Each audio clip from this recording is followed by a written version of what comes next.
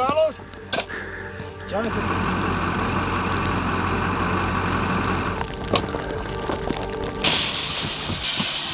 Yep.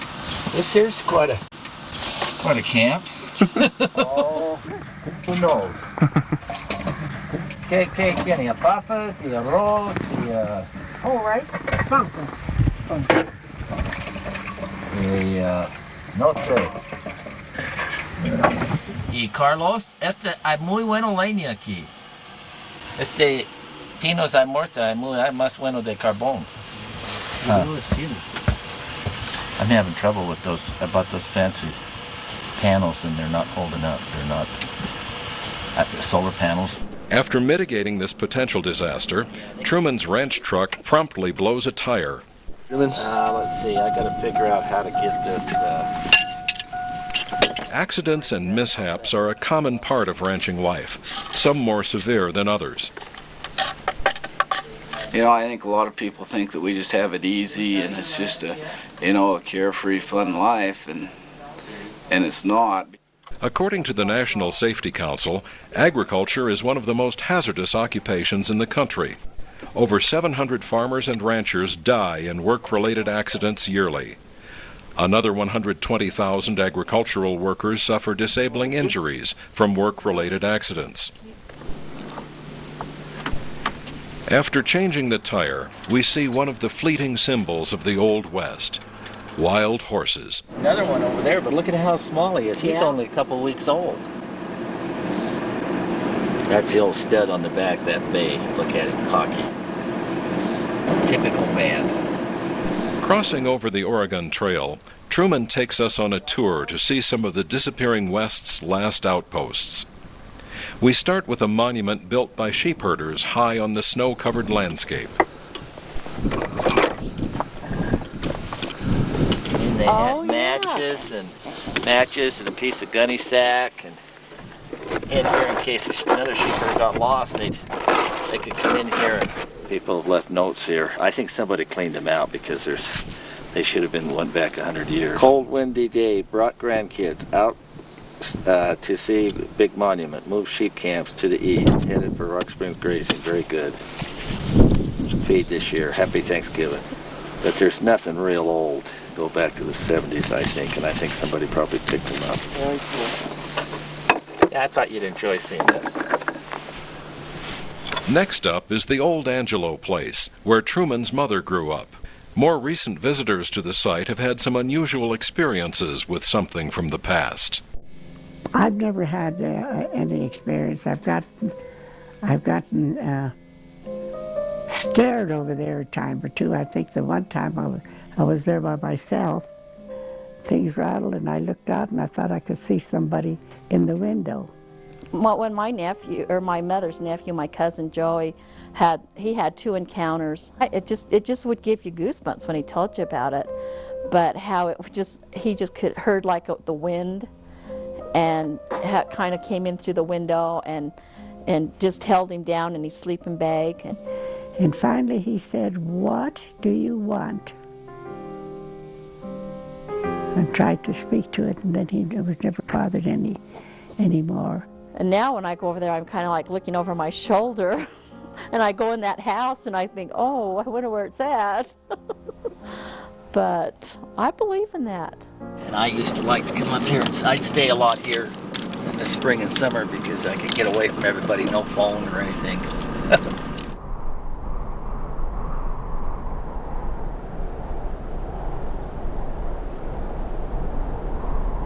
I'd like to.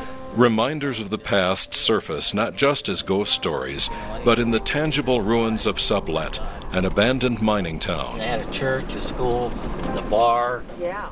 One of the last intact buildings is a jail, where modern graffiti has marred the walls to Truman's dismay. Why destroy stuff? But look at it.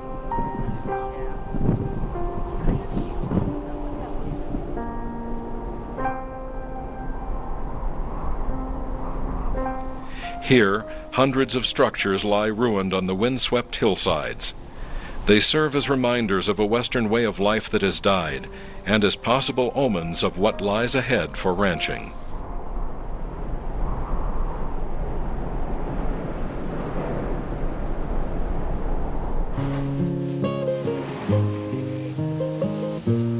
Put that in this year. We should have had it 3 or 4 years ago. We need 5. And this, of course, is our saddle room.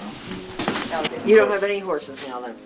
If we rode the horse once or twice a year, we rode him hard and hurt. So the last horse we hurt, we just said, well, we'll just try to get along without it. But we just take them 4-wheelers. Someday we'll get in trouble, I'm sure of that. Well, you could get in deep snow or something where they won't Horse would go through or ATV would. You know, and, but, so I don't know.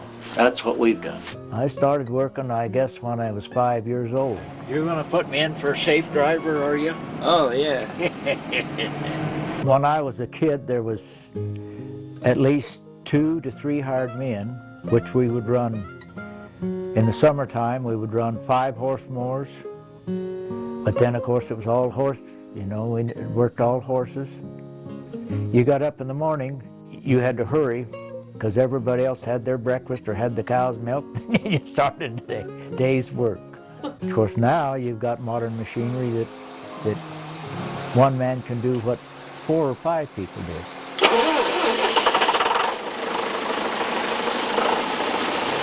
You know, of course, we didn't have television or anything, so you had to have your own way of making entertainment.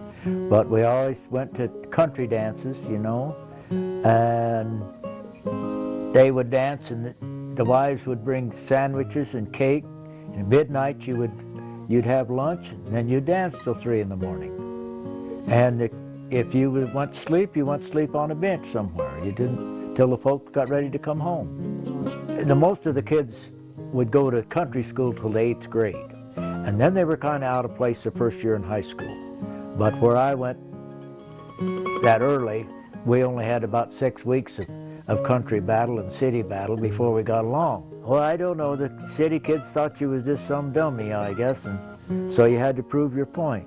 Yes, we had fights, and they'd let you fight then.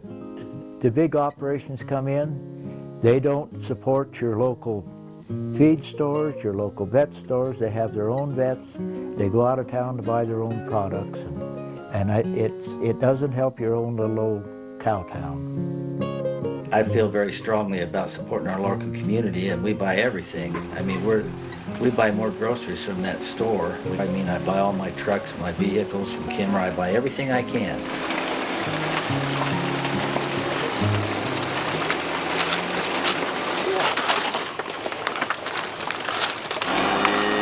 The Fitzhugh place is calving right now, making for late nights as Jim's son, Dana, checks on cows in the pastures with a spotlight. Kind of like snipe hunting.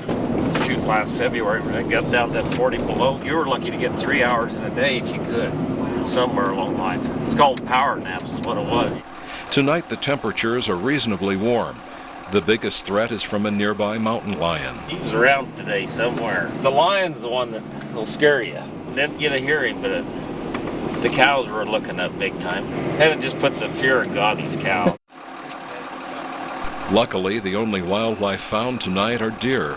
Wildlife are often found on ranches as they graze with cattle and drink from water sources provided by ranchers. This brings up an interesting point about the often strained relationship between ranchers and environmental groups. To my opinion, you know, I think we're the best environmentalists there is. And I also think it's a misconception. You know, people think that ranchers lots of times rape the land, and you know, gosh, look around here. I absolutely don't think that that's true. The range improvements we've done, and you know, it benefits wildlife. It's just not for us. We've been in this industry for 110 years. We've been on this place for 110 years. You know, if we raped the land, we would not be here anymore. You know, I mean, we are the ultimate conservationists.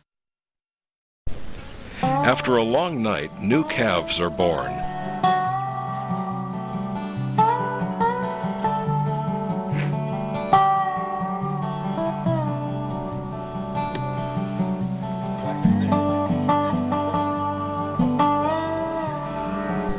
This happy creature is about to be tagged and banded. A calf is tagged for identification purposes. It stings a little, not bad. You need 5 more pockets. Ooh, I know what that hurt, that. Banding is a newer way to castrate calves, which prevents bleeding and infection. Mother cows are not always happy about this. Going straight through that gate. It's your baby. I suppose the first calf I pulled, I was probably 12 years old. Got a rope and tied the cow to a post, you know. But they didn't have, you know, talk about sanitary. Now you got disinfectant and stuff, you know, and you put them chains in disinfectant. Just had an old piece of rope. And you know how much rope, how much crud that would collect? Run that inside of her, and then you wonder why she stayed open. After trying to pull the calf, the Fitzhughs decide it's time for a cesarean. Sweetie. The cow decides otherwise.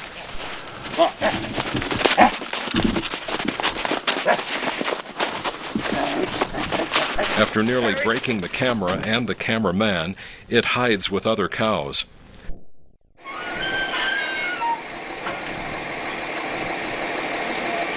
Finally, the reluctant mother is loaded into a trailer and taken to a vet.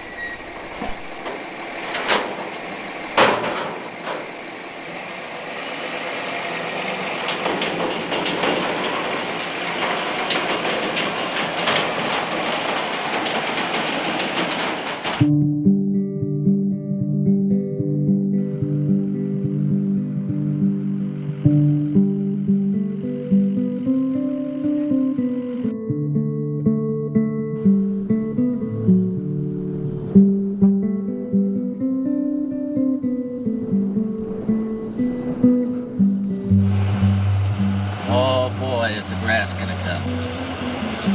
Feed, huh? Oh, look at this feed.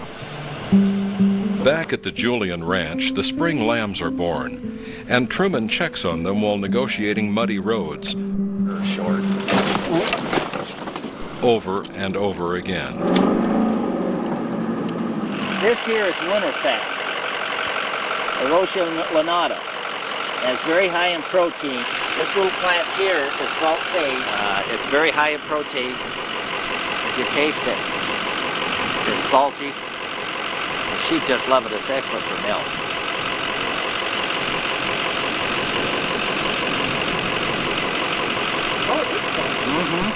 As Truman makes sure one of his herders has been paid, like any good Wyoming spring, it begins to snow.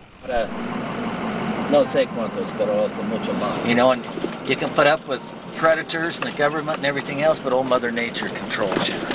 She determines how successful you are. Oh, the weather can either make you or break you. If you're going to predict the weather in Wyoming, you're either a fool or a newcomer, and we've been here way too long. You can try to beat Mother Nature. You never can. You can try to plan around it, and you can't. Blizzard come in from the east. My first year when I quit the state and come back, and it lasted 3 days. You know, we had about 3 feet of snow on the level, and some places the snowbanks were up to my horse's belly. And we lost about 350 head of ewes and about 1,100 lambs in those 3 days. And I just bought those sheep from my uncle, and I mean, you know, it set us years back to make that up. You learn a lot about life and death when you deal with animals. Right away you learn, because every day something's dying. You know, it's something that you feel close to, usually. To help protect the very young lambs from freezing temperatures, many are put in a lambing shed under a heat lamp.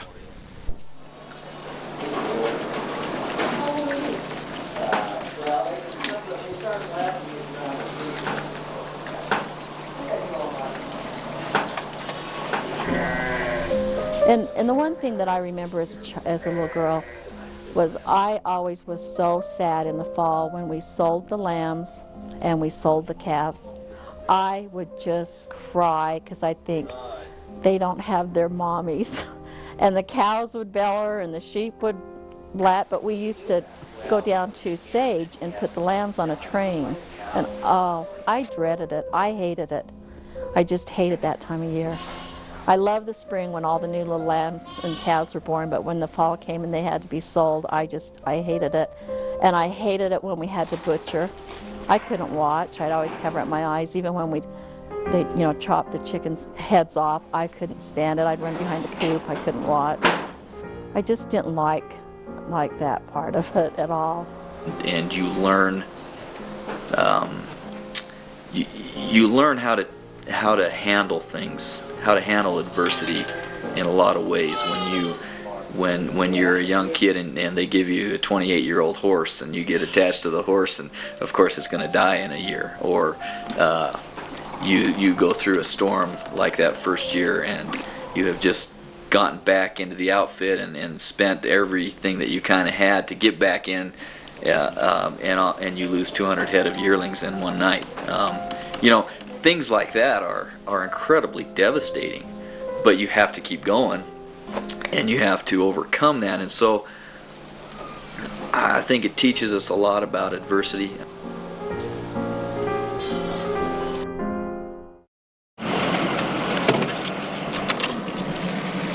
¿Cómo estás, señores?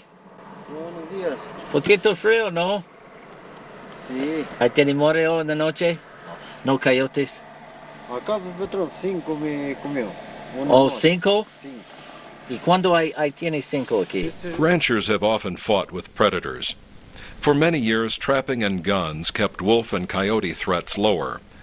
However, as predators are given more protection, their numbers and range are increasing.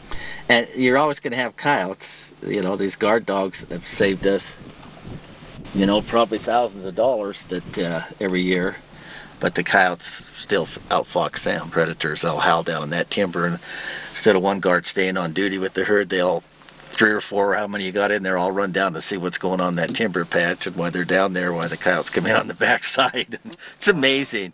It's too bad our politicians wasn't as smart and cunning as a coyote is, They're cunning, but they're not intelligent. Despite the modernness of Truman's roving office, the old tools of the Wild West are still lingering as a coyote threat becomes more apparent. Rory Renner, ranching near Meeteetse, Wyoming.